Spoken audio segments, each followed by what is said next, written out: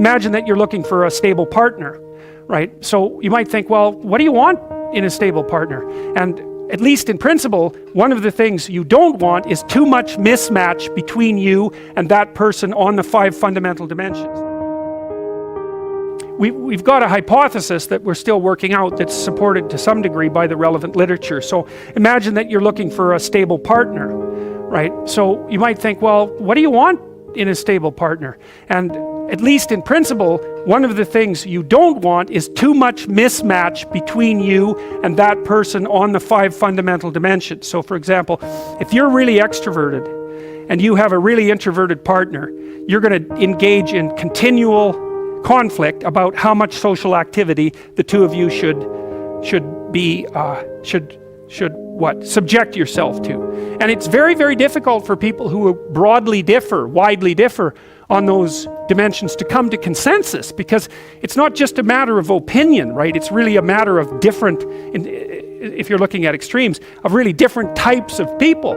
And the thing about introverts is they just don't enjoy large-scale social interaction that much. One-on-one they're often fine, but in a group they don't like that, and it tires them out. Whereas a real extrovert, it's like you isolate them and they just wither on the vine, because a huge part of what actually motivates them in a positive way is tangled up with social interaction. And so if you're an agreeable person and you have a particularly disagreeable partner, you're also going to run into problems, because the agreeable person will say whatever you want, whenever, and the disagreeable person will say, well, I'd like to know what the hell you want for a change, and be much more harsh and much more demanding in the situation. And the agreeable person is going to find the disagreeable person harsh and unpleasant, and the disagreeable person is going to find the agreeable person wishy-washy and unable to stand up for themselves. And again, that's actually one of the primary sources of tension between men and women, because women tend to be higher in agreeableness than men. It's about half a standard deviation, which is quite a large difference by psychological standards.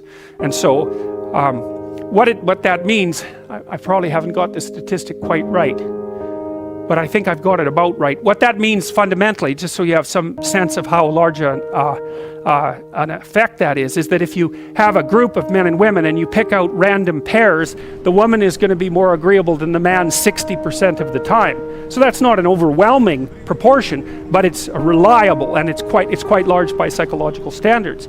So there's the problem with agreeableness. With conscientiousness, well, if you're conscientious, you're industrious and orderly. And orderly people seem to be sensitive to disgust, which is something we'll talk about in detail later. We've had a hard time specifying exactly what makes industrious people industrious, because it's hard to come up with an animal model for that sort of thing, and there's no theoretical model.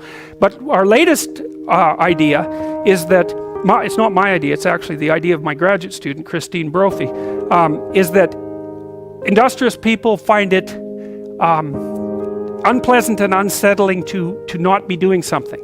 So it isn't so much that industriousness makes them happy or fills them with positive emotion. That would be more extroversion, right? Because extroversion is the positive emotion dimension. It's that industrious people can't stand sitting around doing nothing. And this is speculation, but human beings are obviously always engaged in the exchange of labor, especially the reciprocal exchange of labor. And you can imagine that in a community where everyone knows everyone, the people who work hard are going to be pretty irritated on a fairly chronic basis with the people who are completely unproductive.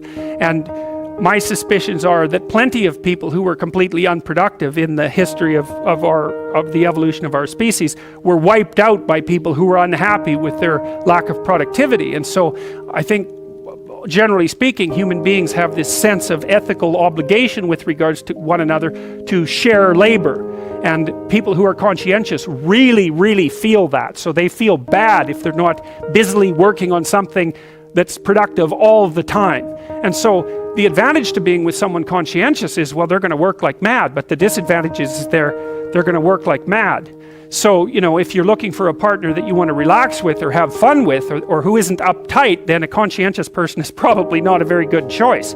On the other hand, if you're a conscientious person and you're living with someone who's really unconscientious, that's good, because they might be able to help you relax, but you're not going to be happy with them because they don't work nearly as hard as you do. But even worse, on the orderly dimension, some of you have had roommates, and maybe you're more orderly than your roommate. What does it mean? It means you're annoyed by mess before they are. And you don't have to be annoyed by mess much before your less orderly roommate for you to be the one that's always running around picking things up. And so actually, one of the things that's emerged from the psychometric analysis is that women are slightly more orderly than men. And I suspect that has something to do with the, what would you call it, inequitable distribution of housework. Because even if imagine that your proclivity is to be triggered by disorder 25 seconds before your partner's. Well, you're going to end up, it doesn't take much difference for you to be the one that's always concerned about the mess first. So anyways, and so if you're a really orderly person and you live with a disorderly person, well, good luck getting along with them. They're going to regard you as like uptight and over concerned with details and unwilling to relax, that's for sure. And they're going to regard you as, well, just a bloody mess. And how can anyone possibly live with someone like you? And so another reason why it's useful to understand your personality is because I think it gives you a better crack at finding someone that you can actually live with over the long run. And we don't know what the optimal, I don't think you want to live with someone who's exactly like you, because then both of you have the same strengths and weaknesses. And there's a bit of a problem there, right? Because maybe an agreeable person can use a bit of a disagreeable person around them to balance each other out, and vice versa, right? So we don't understand the optimal balance for long-term thriving in a relationship, but I think we do understand the fact that if you're too different in your traits, that where you're different is going to constitute a chronic source of conflict.